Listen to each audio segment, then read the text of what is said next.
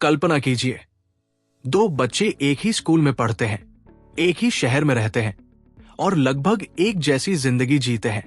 लेकिन 30 साल बाद उनमें से एक करोड़पति बन जाता है और दूसरा पूरी जिंदगी पैसों की चिंता करता रहता है। ऐसा क्यों होता है? क्या इसका कारण किस्मत है? क्या इसका कारण डिग्री है? या फिर इसके पीछे कोई ऐसा राज है जो स्कूल और कॉलेज कभी नहीं सिखाते? दोस्तों, आज हम बात करने वाले हैं दुनिया की सबसे लोकप्रिय पर्सनल फाइनेंस किताबों में से एक, रिच डैड पुअर डैड। एक ऐसी किताब जिसने करोड़ों लोगों की सोच बदल दी। ये किताब हमें बताती है कि अमीर लोग अपने बच्चों को पैसों के बारे में क्या सिखाते हैं, जो गरीब और मध्यम वर्ग कभी नहीं सीख पाता। लेखक रॉबर्ट कियोसाकी की जिंदगी में दो पिता थे। एक उनके असली पिता, जो पढ़े लिखे थे, अच्छी नौकरी करते थे, लेकिन हमेशा पैसों की कमी से जूझते रहे। और दूसरे, उनके दोस्त के पिता, जिन्होंने ज्यादा पढ़ाई नहीं की थी, लेकिन वे धीरे धीरे एक बड़े बिजनेसमैन और करोड़पति बन गए। दोनों पिता मेहनती थे, दोनों समझदार थे, लेकिन पैसों को लेकर उनकी सोच बिल्कुल अलग थी। और यही सोच उनकी जिंदगी का परिणाम तय करती है। आज की इस वीडियो में हम जानेंगे, आखिर अमीर लोग अलग क्या सोचते हैं, वे कौन सी गलतियां नहीं करते जो आम लोग बार बार करते हैं, और क्यों कुछ लोग पूरी जिंदगी नौकरी करने के बाद भी आर्थिक आजादी हासिल नहीं कर पाते। तो वीडियो को अंत तक जरूर देखिए, क्योंकि हो सकता है आज सीखी गई एक बात आपके पैसों को देखने का नजरिया हमेशा के लिए बदल दे। तो चलिए शुरू करते हैं रिच डैड पुअर डैड की अद्भुत कहानी। इंट्रोडक्शन। दो बच्चों की कहानी, दो पिता और पैसों के बारे में दो बिल्कुल अलग सोच। एक पिता उच्च शिक्षित थे, सरकारी नौकरी करते थे, अच्छी सैलरी कमाते थे, लेकिन पूरी जिंदगी पैसों की चिंता करते रहे। दूसरे पिता कॉलेज भी पूरा नहीं कर पाए थे, लेकिन करोड़पति बन गए।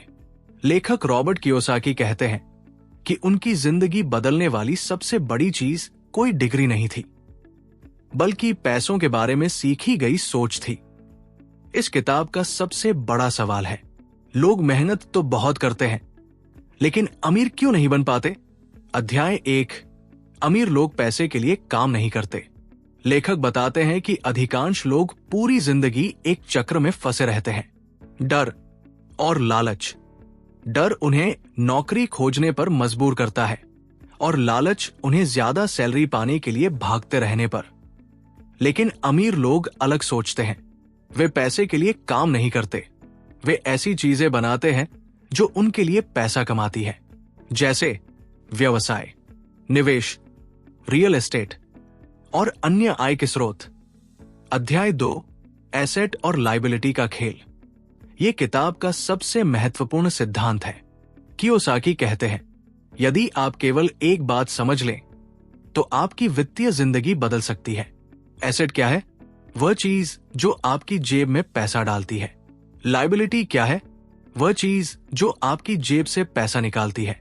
उदाहरण, किराए पर दिया गया मकान एसेट, शानदार कार लायबिलिटी, महंगा मोबाइल लायबिलिटी, डिविडेंड देने वाला निवेश एसेट।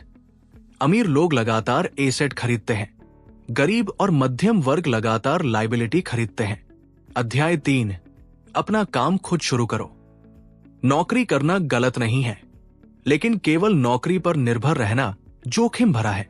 कियोसाकी कहते हैं, दिन में नौकरी करो, लेकिन शाम को अपना एसेट बनाओ, यानी यूट्यूब, चैन, ब्लॉग, बिजनेस, निवेश, डिजिटल प्रोडक्ट, ऐसी चीजें जो भविष्य में आपकी आय बढ़ाए।